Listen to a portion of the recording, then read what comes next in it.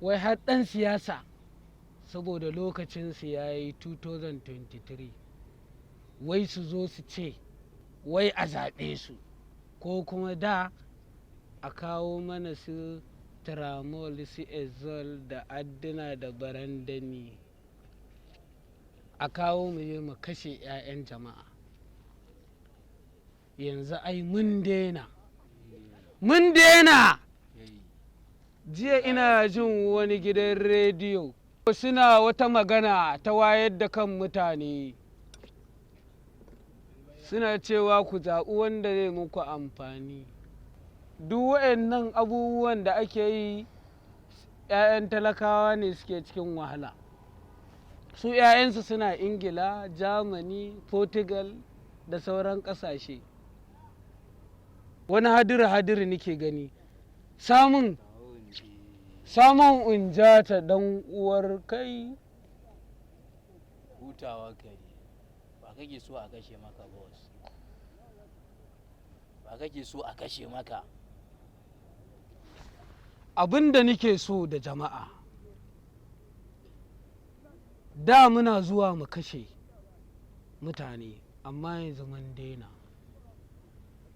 saboda mu 'ya'yan talakawa ne. Don haka su kuma 'ya'yan masu kuɗi ne, don haka idan babu 'ya'yansu a ciki ni ba zan ƙara kashe jama'a ba, kuma ba za a haɗa kai da ni ba. Kai ya naga wata mota ta taho gadan kanmu. Ba mamaki 'yan siyasan nan ne suka fara kawo kansu, kasan lokacin zaɓe ya karatu.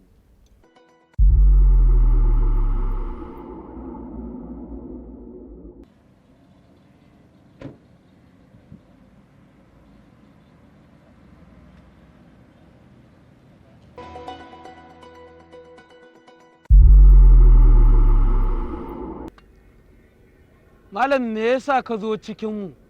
Saba, to abin da ya kawo ni wajen ku shine kun san zaben 2023 ya karatu. Ka ji sun ƙara zuwan mana da abin da muke magana ko?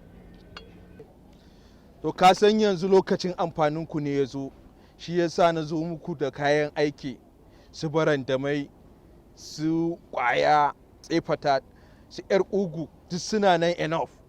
Duk wa'annan kayan aikin da na lissafa suna cikin motata, don haka ku tsaya ku nutsu ku ban haɗin kai mu rufa wa juna asiri.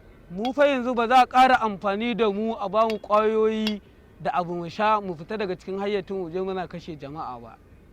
Tunda kun ga an kusa zaɓe, yanzu abin da nake so da ku, wannan kayan aikin da na baku, duk wanda ya nuna baya yin mu kawai ku ƙaddamar mishi, ku kawar da shi. To ina buƙatar kujera ta a 2023, ba na so in rasa wannan kujerar, kun gane ko?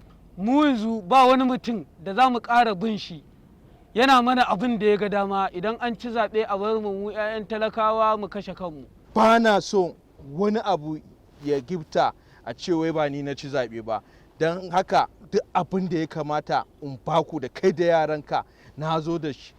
Duk wani abu da yaranka za su sha su fita daga hankalinsu, duk wanda ya shiga gaban shi su mai rashin mutunci su ya gashi ko da danginsu ne, na zo muku da shi. Ga kuma kuɗi enough a cikin jaka wanda za ku yi wadaƙanku. Kuma ina tabbatar maka da cewa a faɗin Najeriya nan ba wani ma'aikaci da ya isa ya taɓa ku, wanda ni Alhaji Ibrahim mai dirhami ban fito da ku ba ko ina ne. Mu ba mu yadda da kayan da ka zo mana da su na mota ba, mu ba mu yadda ba. Kai karɓo min akwatin nan.